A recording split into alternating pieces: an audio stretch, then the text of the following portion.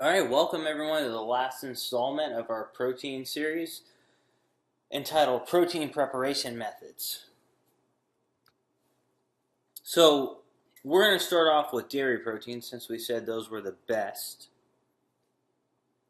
And remember, dairy is made up of 20% whey and 80% casein. Now, what individuals will do is if you add acidic or acid to the milk, it will cause casein to coagulate and collect at the bottom, while the whey is left at the top.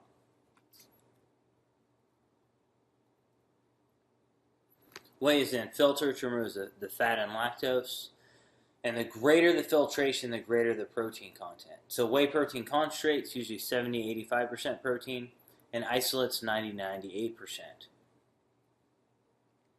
After filtration, the milk is evaporated and dried.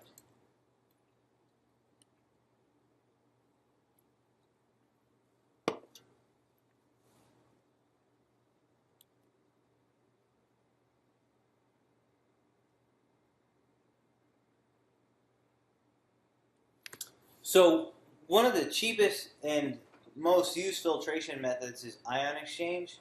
And ion exchange uses chemicals such as hydrochloric acid and sodium hydroxide. And that produces an electrical charge on the proteins that can be used to separate them from lactose and fat. Now, an advantage of this, it's cheap and it produces the highest protein concentration. A disadvantage is it does denature some of the valuable immune boosting and anti-cancer peptides found in whey. An alternative is microfiltration. Cross microfiltration, you have 1 micrometer ceramic membranes, and that filters whey based on its greater molecular weight than lactose. The advantage is this does not denature valuable proteins and peptides, and so the protein itself is higher quality. However, it doesn't filter as much lactose and fat out, but it's still very comparable. Whereas if you look at ultrafiltration, which is 0.25 micrometers, this filters a little bit more than the cross. Now, how many of you guys have heard of hydrolyzed versus normal whey? Well, hydrolyzed protein is essentially partially digested by exposure to a specific enzyme so that the protein contains di and tri instead of whole intact protein. So it might have whole intact, but it's also going to have a lot of di and tripeptides. Now, this is a very novel topic. Our understanding of this preparation method is limited. But if we go through the digestive process, you know that after chewing, digestion begins in the stomach via hydrochloric acid and the enzyme pepsin. And then, once you go to the small intestine, the pancreas stimulates the release of various enzymes in the small intestine. That's where proteins are broken down, amino acids and peptides. Realize that you can absorb amino acids individually or in the form of peptides. So this is what it looks like. An amino acid transporter can transport single amino acids into the blood here. However, we can also transfer di and tripeptides.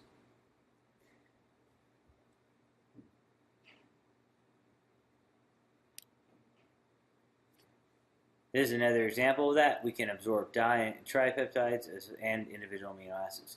It's important to note that peptide absorption results in faster amino acid appearance in the blood than single amino acids. We can see that here. In this study, they gave 12.5 grams of a whey concentrate versus a hydrolysate. This is the amino acid response for the hydrolysate, and that's the concentrate. So you can notice again that the hydrolysate produces a greater amino acid response. However, with an isolate, at high doses like 36 grams, the isolate is so fast digesting that hydrolysis does not increase the speed at which amino acids are taken up. Not in whey anyway. As you can see to the left of the graph, there's not much difference. However, in the casein, we do see differences to the right.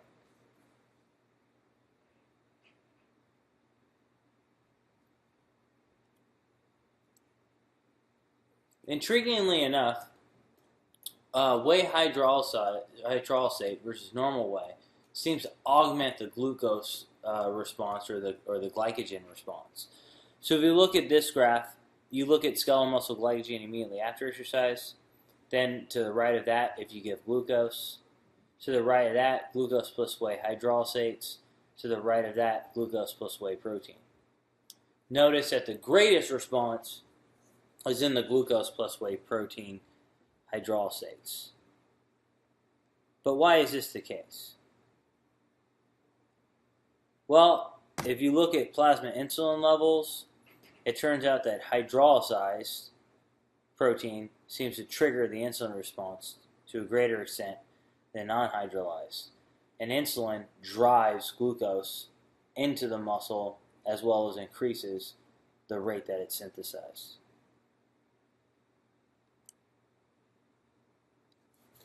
Because of these rapid glycogen repletion effects, percentage of peak torque or recovery from loss of strength in a given bout will happen faster with hydrolyzed whey versus non-hydrolyzed whey. So if you look here, these subjects trained with an eccentric bout, all their strength went down. However, by 24 hours, it was fully recovered and actually a little bit higher in the hydrolyzed group, where it was still suppressed in the whey protein isolate and the flavored water. That's likely because you're increasing the recovery of glycogen replenishment. So this could be beneficial if you have multiple games in a day or you're training very frequently. As far as beta cell function, this is looking at insulin secretion from beta cells, and notice you see a dose response increase when the cells are exposed to whey protein hydrolysate. We think that whey protein in a cell culture might increase insulin secretion, so it might serve as a trigger, likely because of the peptides. This could be beneficial. It seems that if you increase beta cell function, that in obese people, blood glucose is normalized.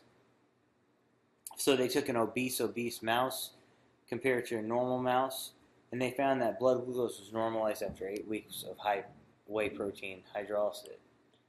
You see that here. That's blood glucose levels in the whey protein hydrolysate group. The other ones are the placebo. Notice it normalizes it. What about muscle mass?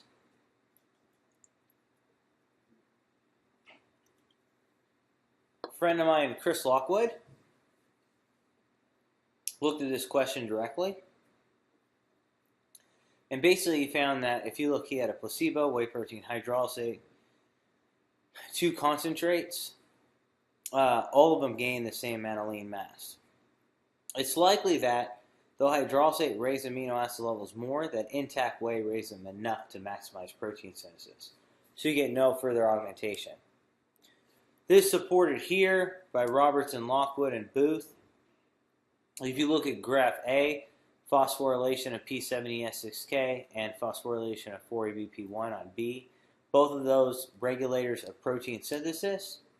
The greater their phosphorylation, the greater protein synthesis. There's no difference between the hydrolyzed and the whey protein isolate.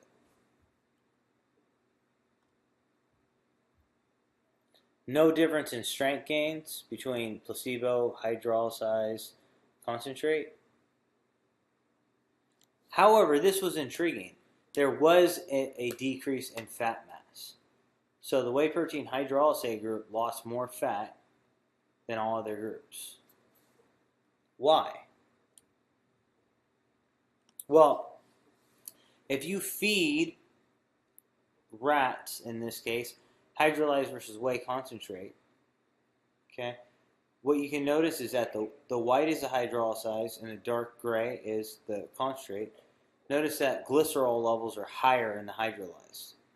And this seems to be augmented by an epinephrine response. So epinephrine at 30 minutes is also greater in the hydrolyzed versus the normal. So it's possible that it's stimulating hormones like epinephrine.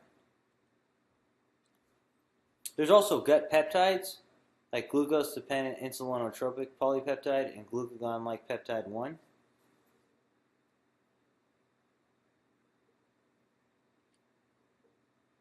These are produced to a greater extent in whey protein hydrolysate than whey protein alone.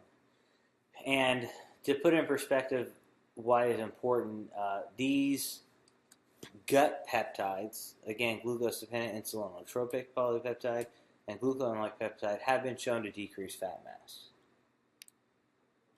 So in summary, whey protein appears to be ideal, but there are so many ways. Whey concentrate is less filtered and so has lower protein content. However, it may have the best immunomodulatory effects. Whey isolate is much purer. The best filtration is micro because it preserves whey protein's health effects. Because isolate is so expensive, we recommend purchasing a concentrate cis isolate combination protein that's fully or at least partially micro or ultra filtered. Protein can be hydrolyzed through the addition of various enzymes or acid forming a mixture of peptides and amino acids. In general, hydrolyzed slow proteins are always better than the intact slow protein. With whey hydrolyzed protein, amino acids may rise faster, insulin increase more, and gut peptides increase more. The results: greater glycogen replenishment, lower fat mass, but not any differences in muscle mass. So in general, most of your protein should come from isolate if you're on a budget. The only main time to consider hydrolysis is post-workout, or if fat loss is the goal, or if you're training extremely frequently.